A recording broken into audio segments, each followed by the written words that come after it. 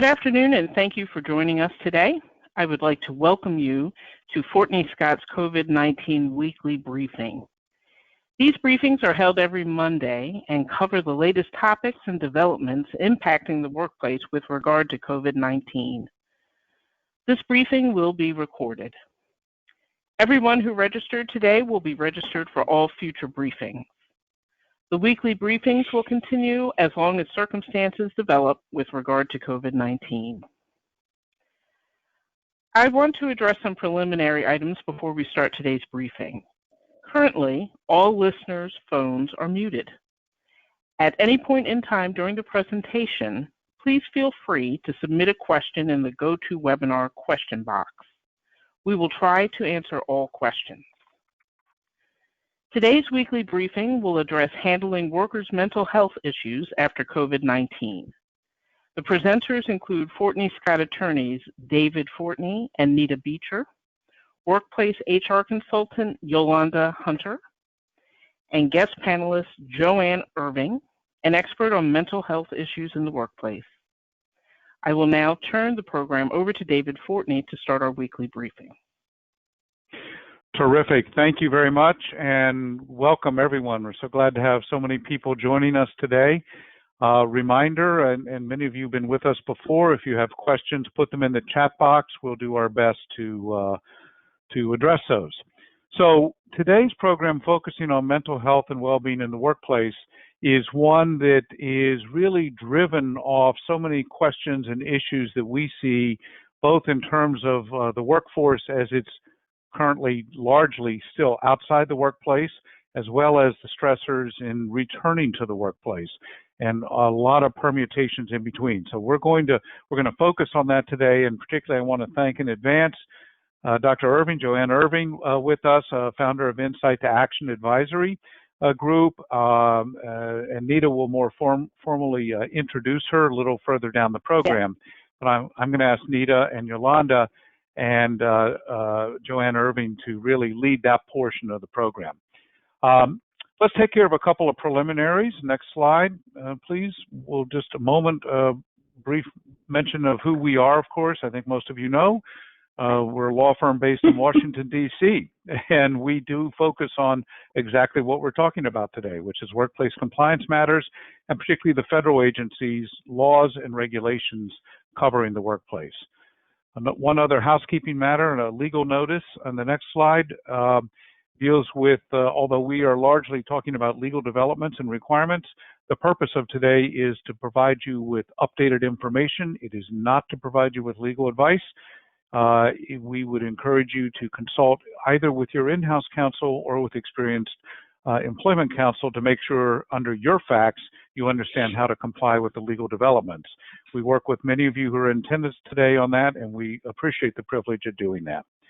Well, let's talk about the agenda. It's going to be a full one today. Recent developments, and we have some breaking developments we're going to cover that just as recently as within the last hour. And then we're going to focus primarily on the mental health and well-being in the workplace. And this really focusing on the COVID-19 related, which has created a number of unique, specific challenges that employers and workers are facing. Kind of what the best practices are in responding, what the legal requirements are, what the most effective HR strategies are, and that'll be topped off with some key takeaways. So I think that's a very timely topic that one candidly has not received enough attention based on, I think, what the actual needs are. But let's start with the recent developments. As we always say, what happened last week? The short answer is a lot. As recently even as this morning. Over the weekend, there was a revised regulation under the Affordable Care Act to cut back, to eliminate coverage for transgender individuals. And this, of course, could impact coverage available under the ACA to respond to the COVID-related challenges.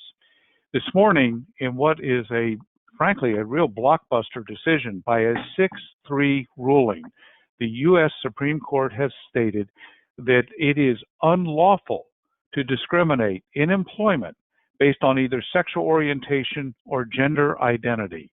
This is a really significant decision, and I think the decision, as I indicated, is 6-3. It's authored by Justice Gorsuch, joined by Chief Justice Roberts, plus the 4 others. Many were concerned, frankly, that it might be 5-4 going the other way, but that is not the case. And the language that Justice Gorsuch employs is really clear. We must decide whether an employer can fire someone, or I might add, or take any other adverse action, simply for being homosexual or transgender. Quote, the answer is clear. An employer who fires an individual for being homosexual or transgender fires that person for traits or actions it would not have questioned in members of a different sex. Sex plays a necessary and indisguisable role in the decision, exactly what Title VII forbids. It is clearly unlawful. There is no room for doubt on that now. Justice Gorsuch gives an interesting and I think a very clear example for all of us to understand this ruling. His example is, assume a man is dating a woman. Assume another man is dating another man. The employer takes adverse action against the one man who is dating a man, but not against the man who's dating a woman. According to Justice Gorsuch, as he analyzes, it is clearly because of sex. That is the only distinction. Otherwise, the conduct is exactly the same. And he gives a number of other examples. His opinion is 39 pages long. The total court opinion is 119 pages. It has a pretty spirited dissent, I should say, on that.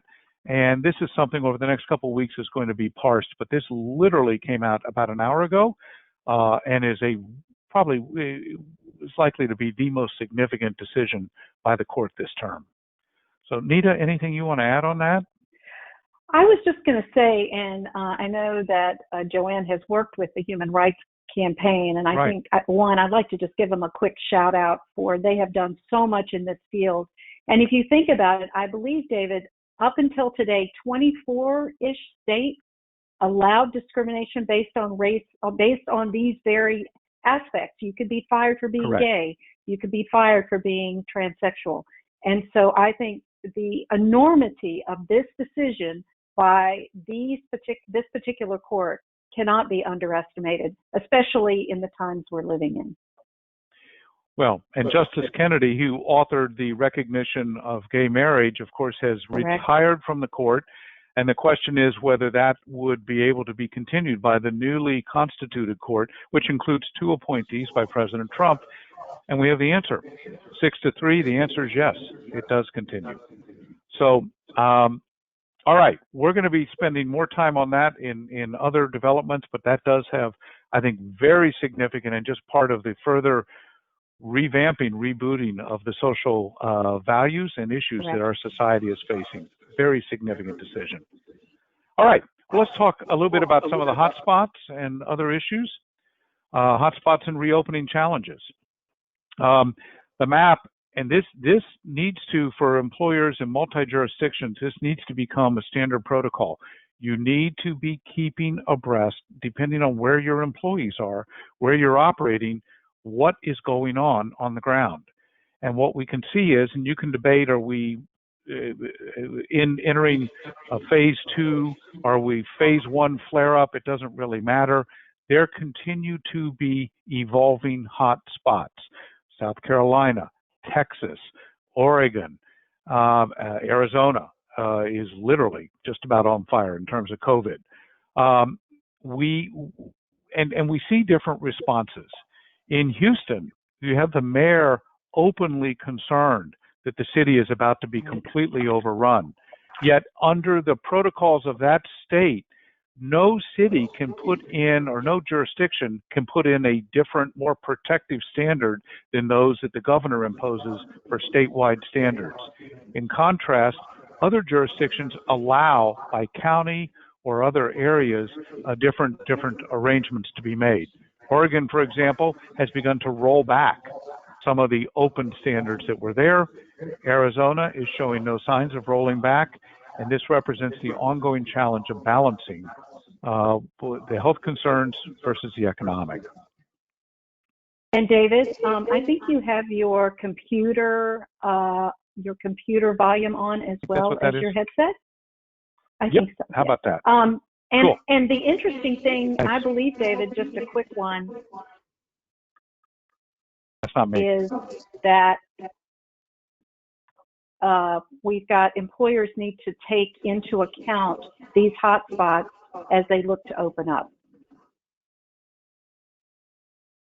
Okay, so that is the key issue there on keeping abreast. Let's move quickly to legislative updates.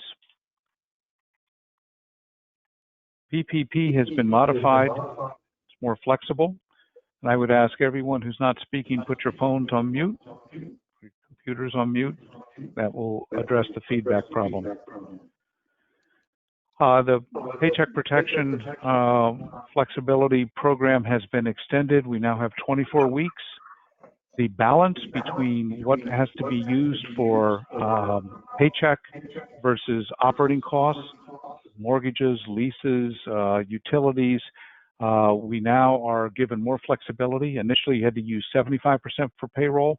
Now we're down to 60% for payroll, which is much more favorable. And the timeline's been extended. This program initially was to end in July, and it now runs out to December. So those of you that are involved in PPP, pay attention. Make sure that you have the update. This also deals with in terms of when you seek forgiveness of the loan, a very critical part for most small businesses. Although it's nominally a loan, most small businesses, frankly, are hoping for forgiveness and that it will simply be converted to a grant. All right, let's go on quickly to OSHA guidance. We have the agencies continuing, not through rulemaking, but through guidance, to issue some important guidance. And I really, and the sites are there for you, but we really would recommend, I think there continues to be a lot of lack of precision and lack of understanding about face coverings. And sometimes the terms PPE get thrown around loosely. That is a term of art. Personal protective equipment, PPE, think of the respirator or the more elaborate face coverings that actually filter the air in, as well as protect it from going out. Face coverings are not that. They are just what most of us hopefully are using when we go to stores or outside now with other people. They can be a mask, it can be a bandana, some sort of cloth covering. These are designed primarily under the CDC guidelines to simply lessen the spread from you, the wearer, and not contaminating those around you. It's not necessarily to protect you from intake, it's the outbound that it is to protect. OSHA, in these very friendly questions and answers that they've promulgated, and the site's there, and I'd encourage everyone to come look at it, reminds us again that the hierarchy, and we've talked about this quite a bit as we've gone through this, that what you're supposed to do to minimize risk, engineering, re-engineering the workplace, putting barriers in place, administrative controls, that includes safe workplace practices like social distancing and so forth. And then abatement. Abatement is the final step. That's the lowest tier, and that is really what the mask is for. It is part of the abatement strategy. But there's very detailed controls on, do employers have to provide cloth face coverings? Generally, the answer is no. It deals with the general duty clause and when to do it. Employers are, I think a good practical point is if you're going to require face coverings, and the guidance typically would require that, unless you're in your own individual office or workspace. That includes if you're walking in the hallway in an office, going to any common area, going to the washroom, you would put a face covering on. I think the better practice that's quickly evolving is that employers are requiring employees to supply their own. Many employers are concerned if they get in the business of supplying face coverings and fresh ones and keeping them laundered and so forth. But you can legitimately require employees to provide their own. You can impose standards on when they're to be used. You can enforce those standards in your workplace. You can also require that the face coverings be kept appropriately clean and fresh. So if a soiled face covering is being used, you should have the employee change it. If not, you may keep a couple and assign it to them, but to use.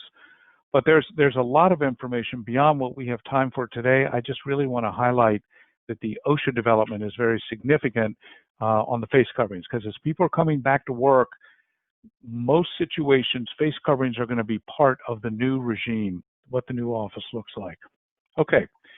Well, Nina, let's talk a little bit about OSHA wasn't the only one issuing guidance. The EEOC issued guidance, which I'm pleased to say actually reiterates what we anticipated the guidance would be. So do you want to walk us through that, please? Sure, exactly. And I'm going to do this quickly because we're going to get on to our main topic here today. Just a reminder, EEOC did issue updated guidance. You can reach it on the link that's on the bottom of this slide.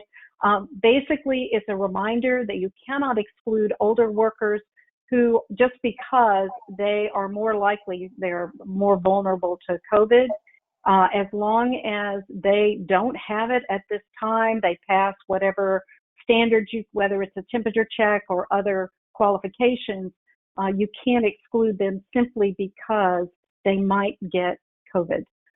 You can provide flexibility for older workers to continue to work from home, which is, as I recall, the CDC requirement, David, that's the number one thing is to work from home. And another important item they brought up was that unlawful harassment while people are working from home. I know most people already know this, but if there harassment occurring by email is discriminatory, just like any other kind of harassment.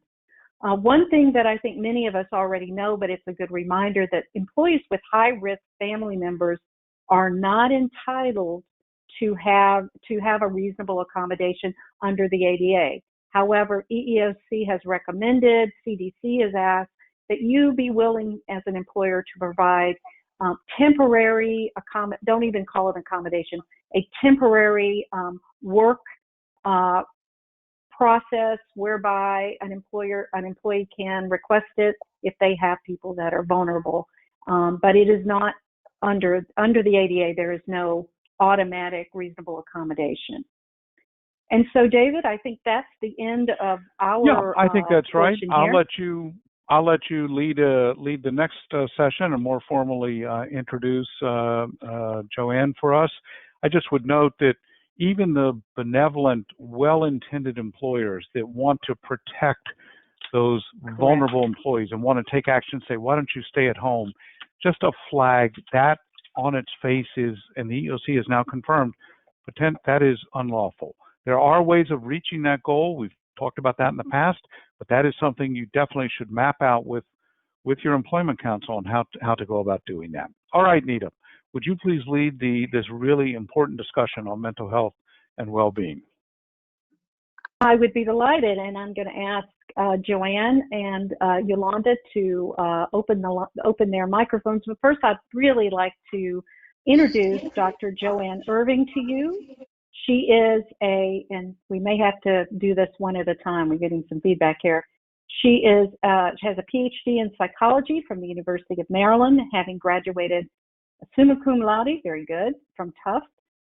She is a psychologist and the founder of Insight to Action Advisory, and she is working at the intersection. I love that, Joanne, working at the intersection between business and psychology. And I think there's no better time than now for us to have that. And so we're now on this, and I'll let Joanne talk a little bit more.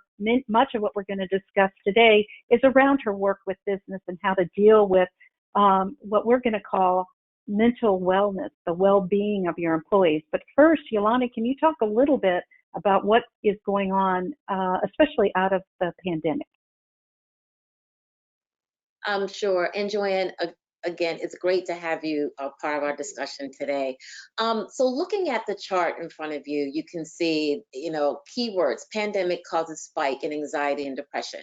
So if you look at January through June of last year, the numbers were very low. We weren't in the middle of a pandemic.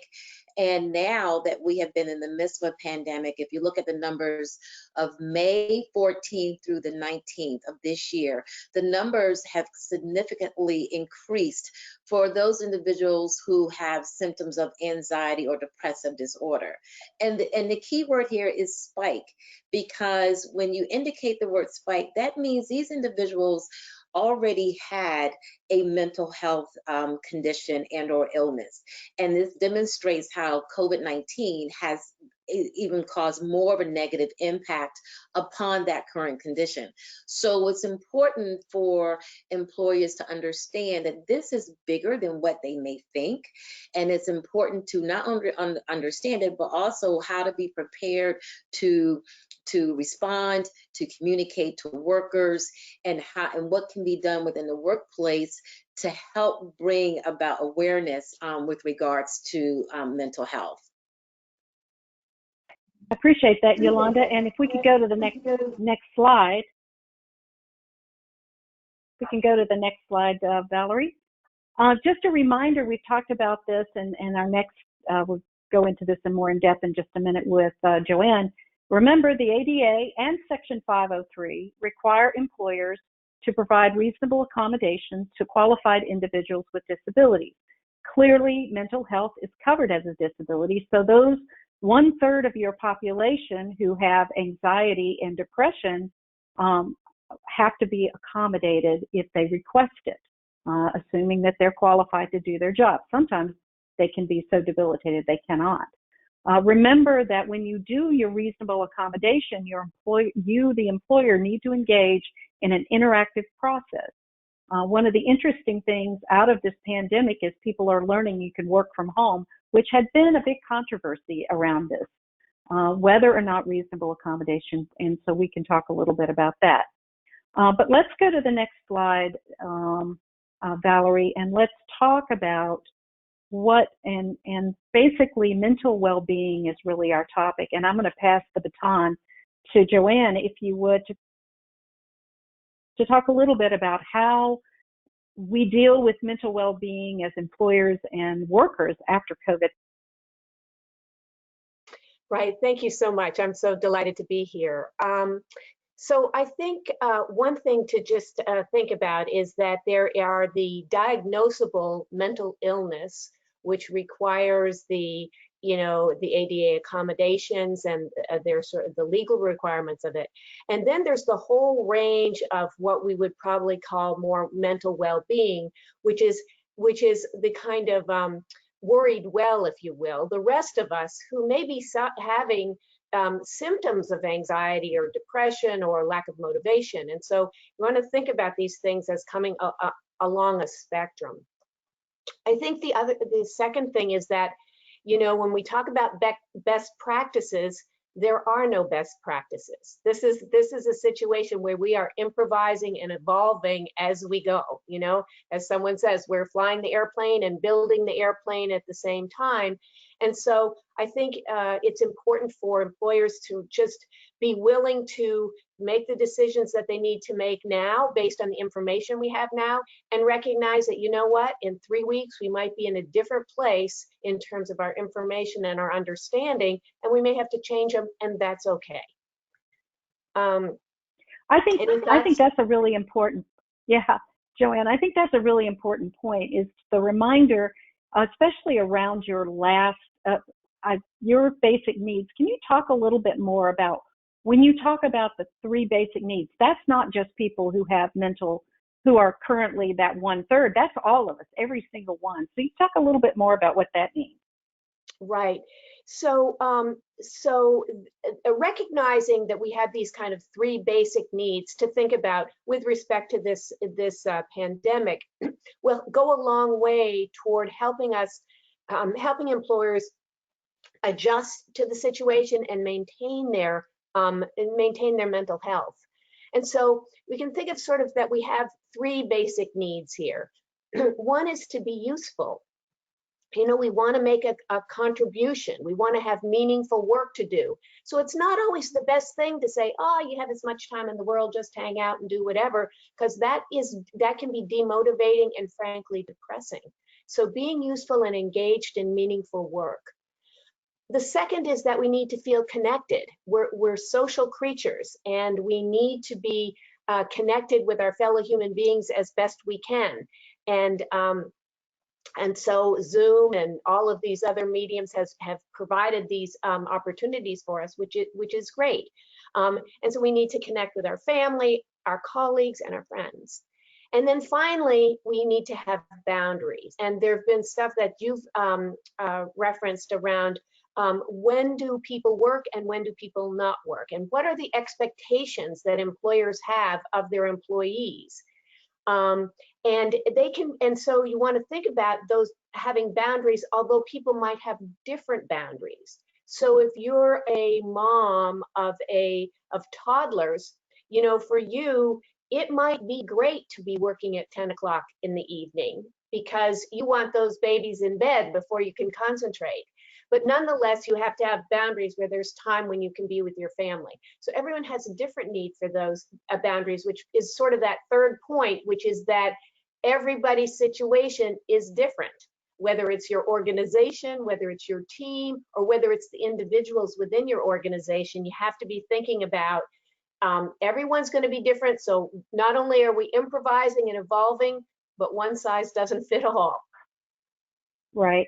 So Yolanda, you know, thinking about it from the perspective of an HR professional, let's go back, Valerie, just for a minute.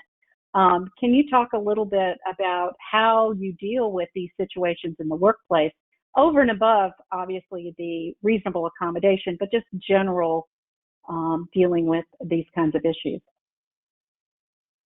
Sure, absolutely. You know, and I want to just go back to one of the things that Joanne pointed out about being useful and feeling connected and having boundaries. It's important for employers to have flexibility.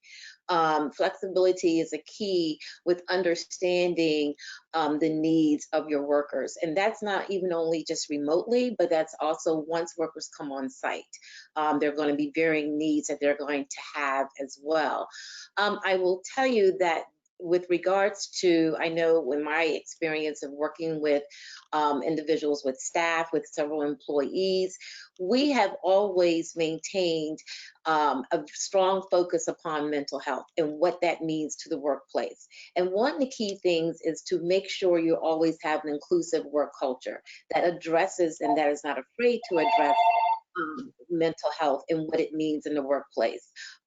We would do things such as having individuals come in from EAP and do trainings with the senior leadership team to help them understand, and our managers to understand how to have the thoughtful conversation, how to have an impactful conversation, and how to work with those individuals who provided disclosure about their current conditions.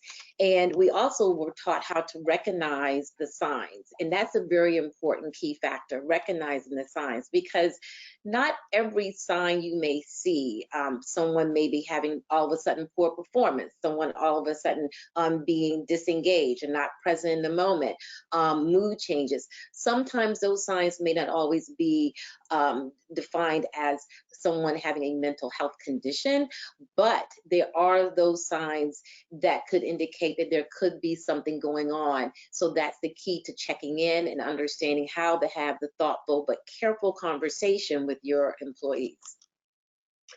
Thank you. Joanne, go ahead. Yeah, I just wanted to say one thing about this unique circumstances too. So we've been talking about the unique circumstances adjusting to telework and working from home. Well, as we anticipate coming back to work in some form, Correct. there are also going to be really unique circumstances. So there are going to be people that are going to be excited about coming back to work and wanting to come back to work because they've been isolated and they miss their colleagues. Right. And there are other people that are going to be like completely stressed by what childcare issues are brought up as a result Correct. Of coming back to work. And still others, frankly, might be having fallout from the pandemic in the form of real trauma reactions that, yes, that the impact of this has really kind of rattled how they normally function. And so it's really going to be a broad range of people. And perhaps some of the people who adjusted well to being at home are going to have a tough time coming back. They might be afraid. They might be, there's so many different variables that are going to impact the person's attitude, as well as the teams and the organizations around what they need. How much time do we need together? How are we going to do that? So there's a lot when you think about returning to work. Let's go to the next slide, because I think that's really the place, because I really think there's two issues here as we talk about this. And I'm going to hand this over to Joanne in just a second, but we have the bigger picture of the mental well-being of your workers. And then under that, you have the subheading of those who really are having, who are that 1/3, for example, who have the specific anxiety, depression, fear that you're going to have to deal with in one way. But Joanne, tell us a little bit about how you see COVID-19 impacting the workplace around the mental well-being, the mental health of the people in it.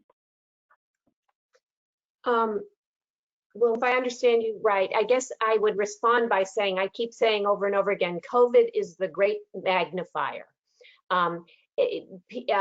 Whatever your situation was before, it's on steroids now. Right. And so as an individual, if you were doing fairly well as an individual, life was going, you didn't have financial pressures, you didn't have, family pressures, your health was good, etc. You're probably doing okay. And if you had, whatever weaknesses there were, either in your circumstances or your own history, those are probably going to be magnified as well. So yes, so people who were vulnerable, who you might not have known were vulnerable, may start to show, symptoms as a result of being in this situation. But COVID's also a great magnifier in terms of positive things as well. So my experience with companies is that those companies who have been concerned about the mental health and well-being and the engagement of their employees are also showing tremendous response to this, very positive response. And so it magnifies the good and it magnifies the weaknesses.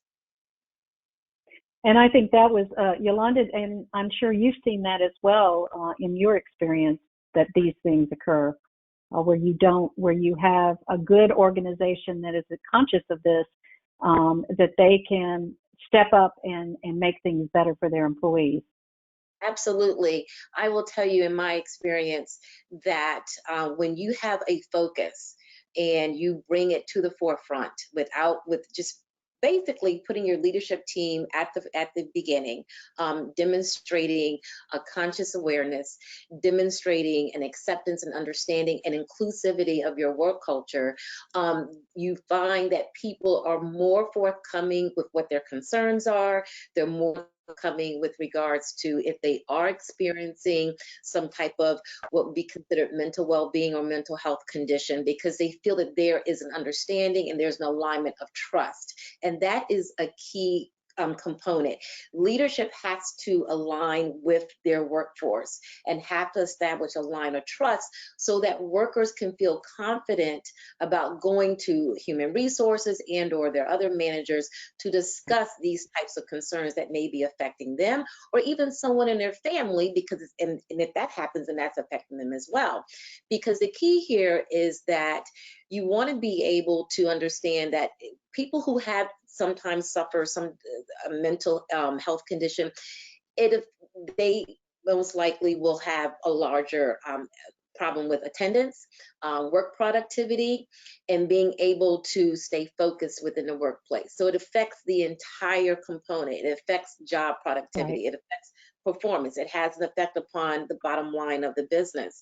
And so you have to look at it in its entirety and come together as an organization to figure out the right ways to address it, and without being targeting a certain group or individuals, without people feeling isolated, but more so presenting yourselves as a company that embraces it and understands.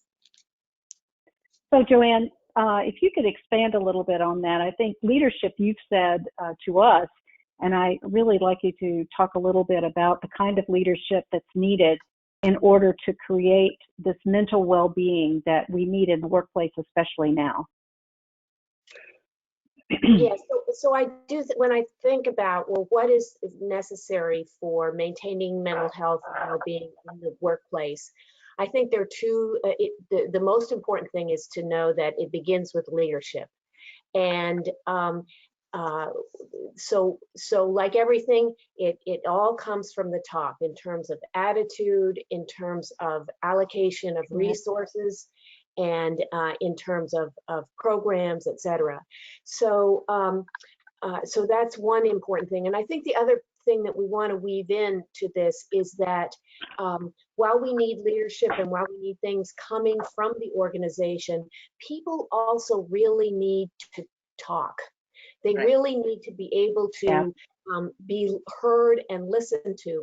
And frankly, it's not even that there's necessarily more information or new information, but just the opportunity to share what they're experiencing with each other.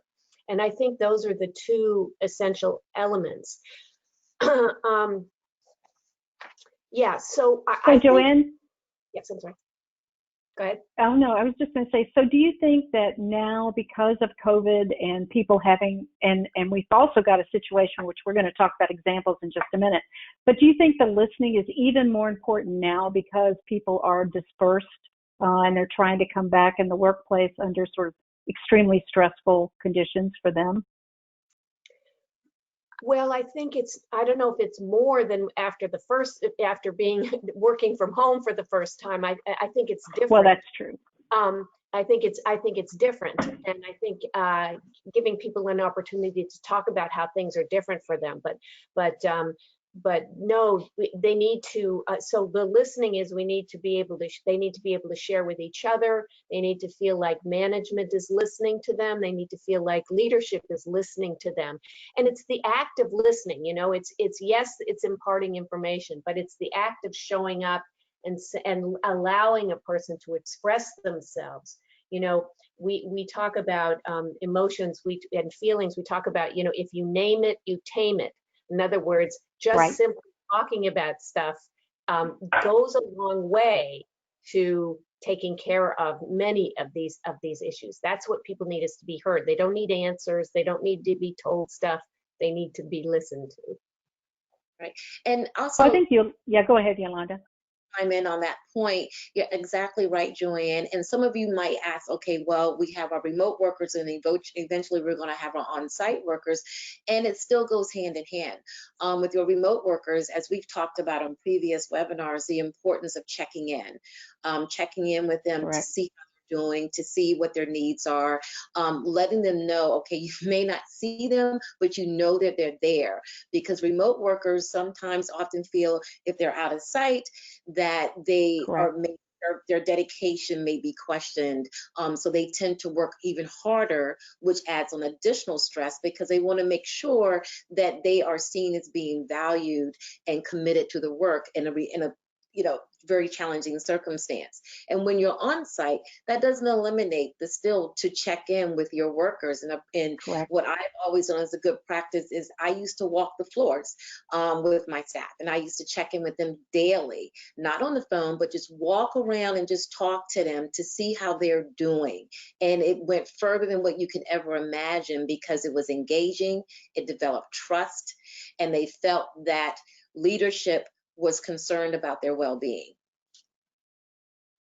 And I just before we go to the next slide, I wanted to add one other ADA component to this, is that you can have harassment of individuals who have mental health issues, and that violates the ADA. I mean, that is just as much harassment as sexual harassment. And I think that the stigma, if you're not getting leadership from the top, indicating to the employees that it's okay to talk about it, it's okay to come up with solutions for your particular situation, they can be stigmatized and perhaps and harassed and discriminated against because they have these mental health issues. And with that, I'd like to go to the next slide. And Joanne, I'd like you first, and then Yolanda, to talk about some of these initiatives that you're seeing out there to improve the mental well-being. I mean, generally improve the mental well-being, but especially as a result of COVID-19. Yeah, so in my experience and in the research that I've done, the number of company initiatives is actually quite astounding. So much so that when I thought about giving examples, I had, a list of about 40 or 50 different things that people were doing. And so I thought, well, okay, well, what do they, how am I going to get my hands around what are organizations doing to address the mental health needs of their employees? And I divided it into 4 categories: leadership, communication, social, and resources. So I thought about, well, what is it that leadership is really contributing? And of course, they are contributing the decision making and all of that around many of these other initiatives, but mostly they are setting the attitude. So leaders, for example, the CEO of Starbucks, addressed his employees and talked about the feeling of isolation that he had, writing from his office by himself, and how how it made him feel uncertain about the future and worried and all of that, just kind of validating that it was okay to have these feelings. There's a company called Culligan Water. They're kind of a local, right, they're a water company here around here. And one of the owners, spoke personally about his own mental health activities and the things that he was doing to try to stay mentally healthy. And all of those things set the tone that say it's okay to be talking about this. There were one of the leaders that I work with at Johnson & Johnson just, talked about his own, I love this. I told him I was going to use this. He said, I'm at home and I'm working with, he said, I'm at home and I have 3 adolescent and above daughters, my mother and my mother-in-law at home. And he said, so I'm getting a lot of feedback. Well, good for him. So great. He said, I'm being improved quite a bit, he said.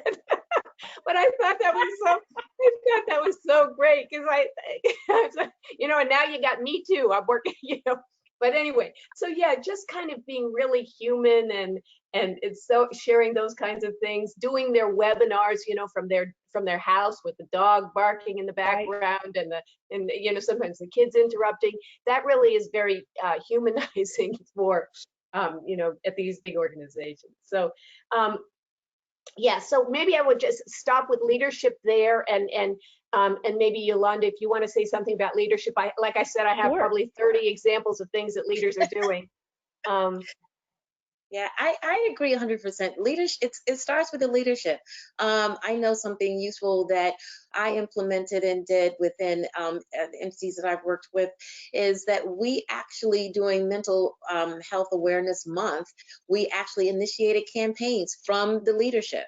And we allowed ourselves to be vulnerable to talk about various aspects of mental health, and including if we had our own personal experiences with mental health, be it with family members or even ourselves.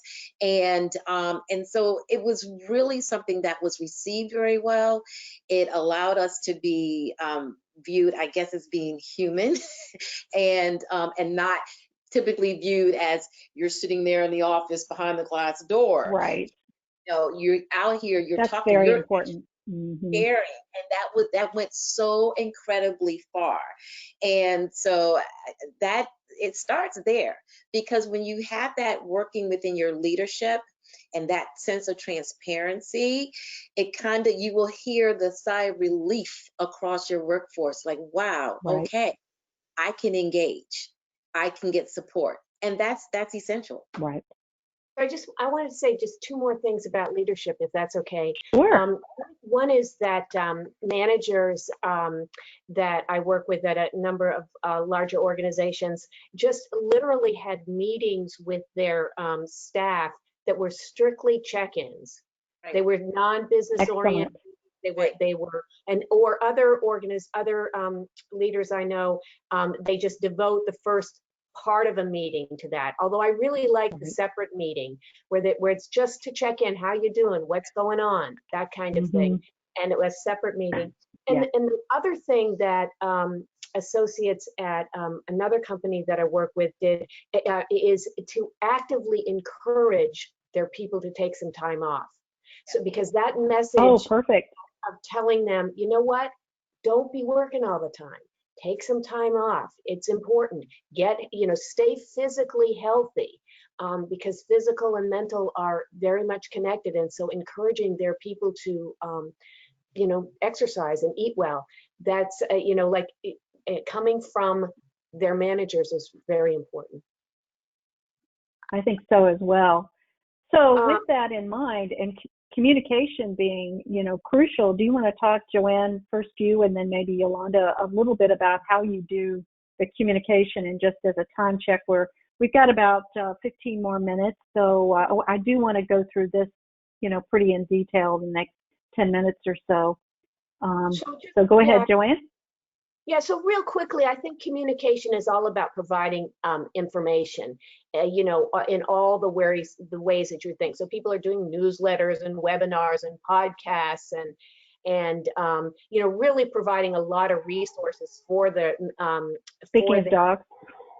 Employees. Yeah. One idea I really liked is that in one organization I know, they actually have a network of an internal network of what they call mental health ambassadors, who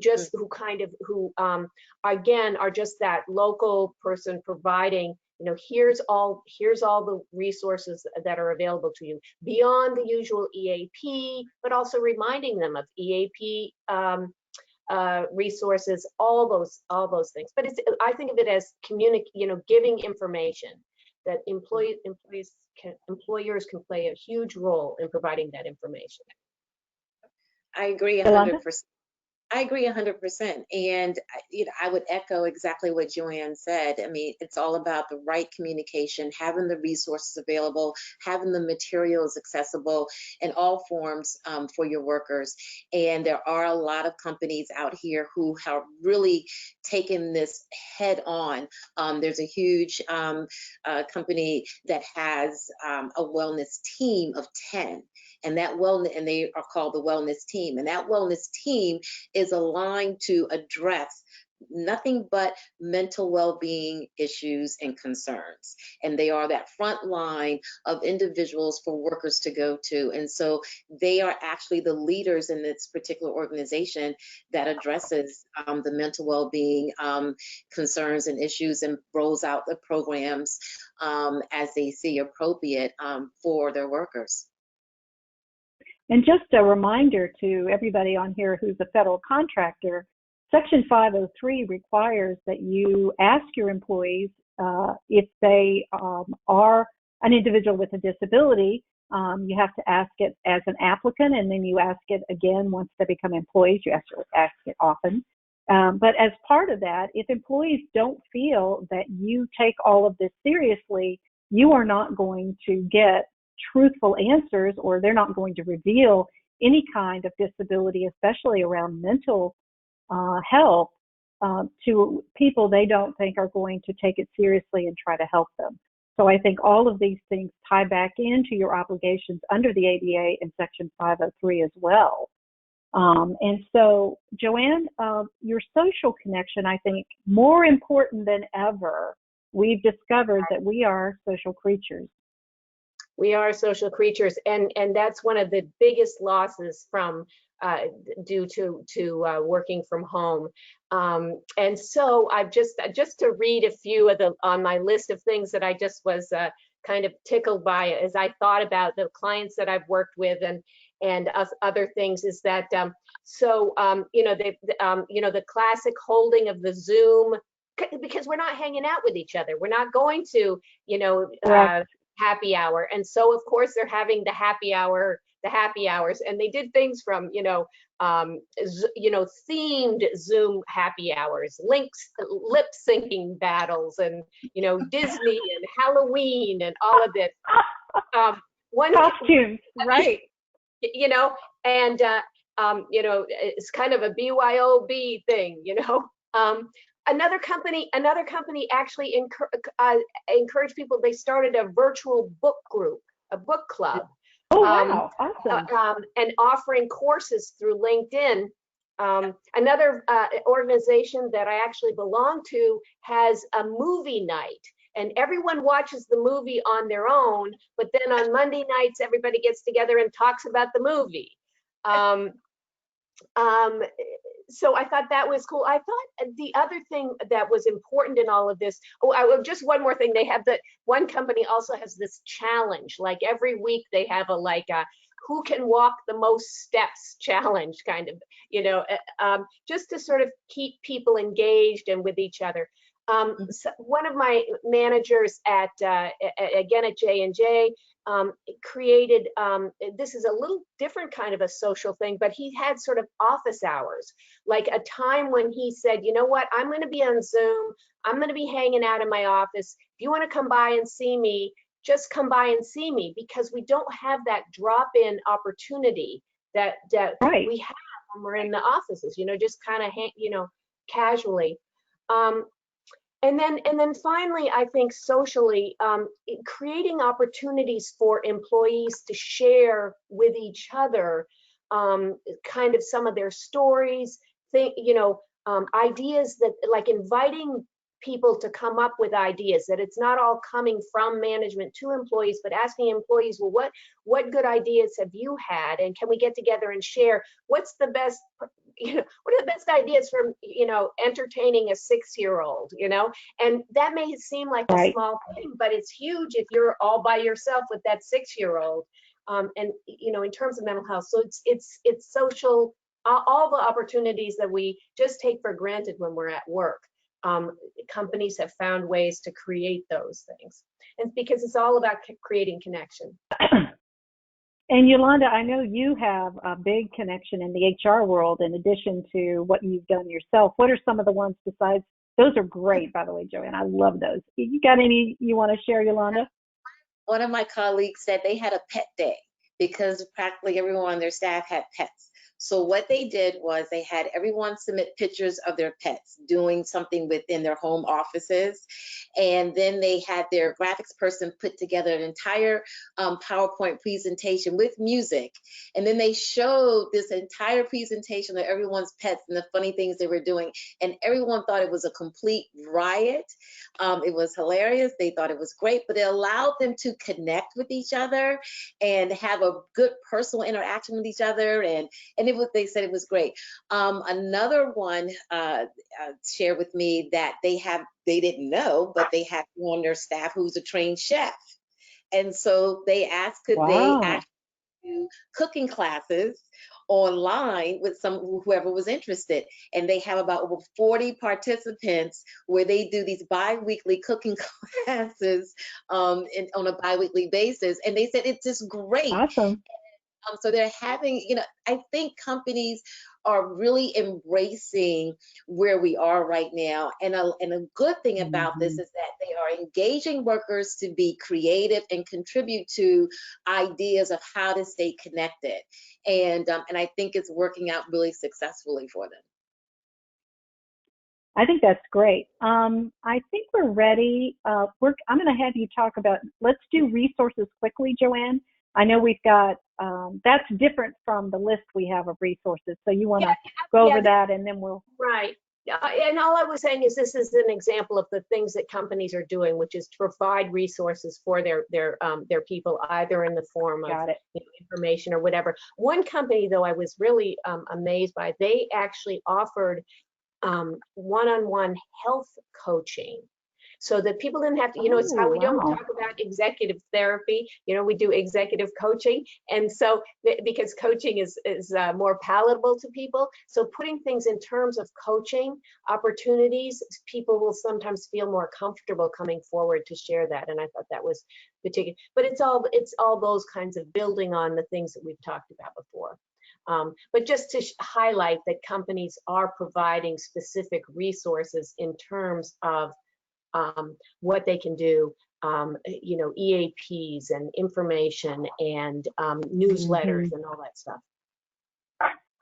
Well, and I think let's go to the next slide, because Yolanda, I think you wanted to talk a little bit, a few more specifics about what employers can do.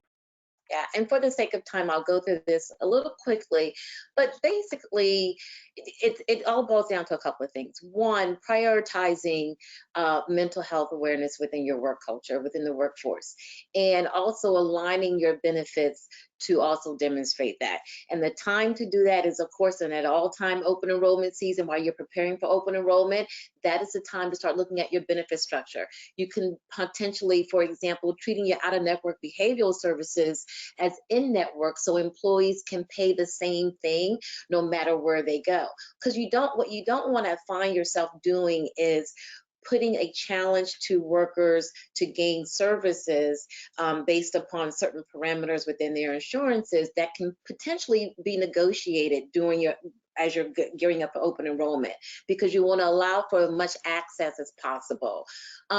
You want to do anti-stigma campaigns and training for managers, which is so very important, because a lot of workers will not indicate that they could have a mental health illness because of the stigma surrounding it. They're afraid that they may be discriminated against, they're afraid they may be isolated, and those are things that you want to eliminate. Bring counselors on site to train your managers on how to have the conversation, the best ways to demonstrate empathy, checking in, because those are key components as well.